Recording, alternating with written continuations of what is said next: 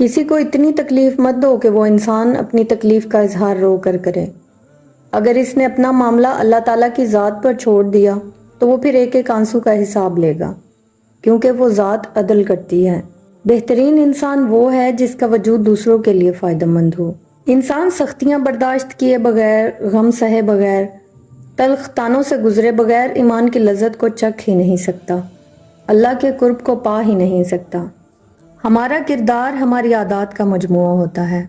اگر آپ ایک سوچ کا بیج بوئیں گے تو عمل کی فصل اگے گی، ایک عمل کا بیج بوئیں گے تو عادات کی فصل اگے گی، اگر عادات کا بیج بوئیں گے تو کردار کی فصل کاٹیں گے، اور اگر کردار کا بیج بوئیں گے تو تقدیر کی فصل اٹھے گی۔ زندگی ایک کمزور ڈور کی مانند ہے جو کسی بھی وقت ٹوٹ سکتی ہے۔